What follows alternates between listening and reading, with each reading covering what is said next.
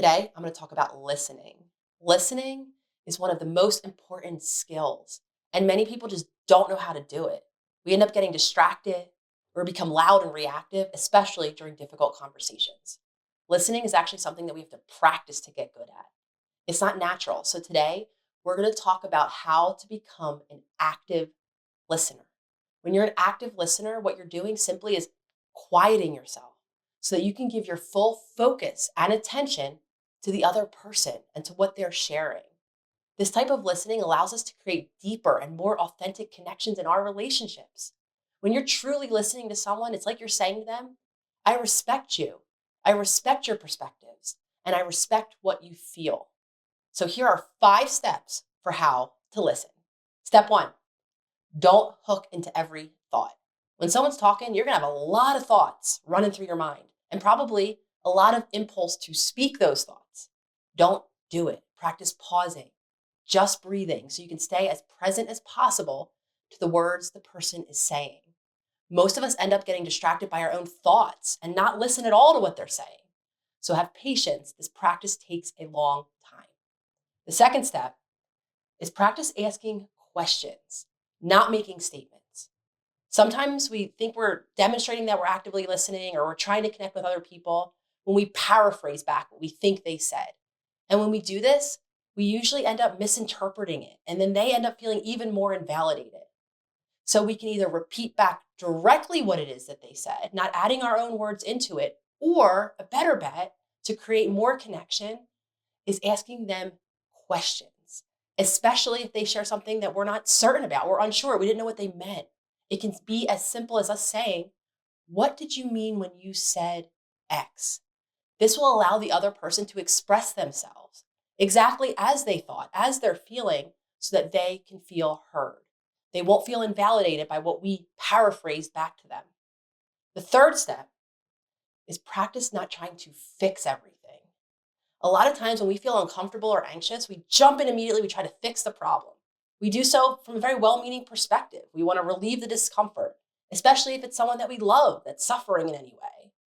And in reality, most people, when they're talking to us, when they're sharing something, especially something difficult, they aren't looking for a solution. They are just looking for someone to be present to them in what they're sharing, in the emotion that they're experiencing. The best way to support someone in those moments, especially when they're sharing something upsetting or stressful, is to simply sit with them. Be present in whatever emotion or experience that they're sharing with you. If they say they're feeling scared, you can reflect back. It does sound scary. Or if they're feeling uncertain, you can reflect back, wow, there is a lot of uncertainty right now. This will help them feel heard in exactly what they shared, instead of feeling invalidated by how you tried to paraphrase what it is. The fourth step is to remind yourself that you are not in court. Active listening means that you're simply listening. You're truly listening. You're not creating your case. You're not waiting for your time to respond or react or retort or one up or win the argument. And a lot of times when we hear something upsetting, we get lost in our own heads. We create a counter argument. We disagree with them, or we try to explain ourselves internally, becoming only more distracted from the conversation. We create tension in our bodies. We create distance from what we're hearing, and the person speaking feels it. So anytime we notice ourselves going down that court creation, trying to be a lawyer in our minds, hitting that pause, removing that focus, and refocusing back on what is being shared.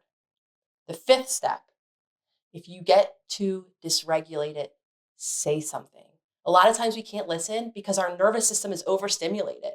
We're overwhelmed, we're stressed out, the conversation is too upsetting, and we simply need a break. When we're stressed or overwhelmed, we will physiologically struggle to shift out of our own perspective, to listen to someone else. So taking a break is the best thing we can do for the conversation. We can say something as simple as, I just need a few minutes to calm down, or I need a few minutes to process what I just heard. And then in a few minutes, we can come back when we're in a calmer, grounded state, and when we're more able to physiologically shift our focus and actually listen to the other person. So these are the 5 steps on how to practice active listening. Remember, as always, to be patient with yourself as you practice. You won't be able to do these steps perfectly, not at first, and maybe not for a long time, and that's okay. Just keep practicing and you will notice how much your relationship improves, how much deeper the connection feels. So, do you consider yourself a good listener? I'd love to hear from you in the comments.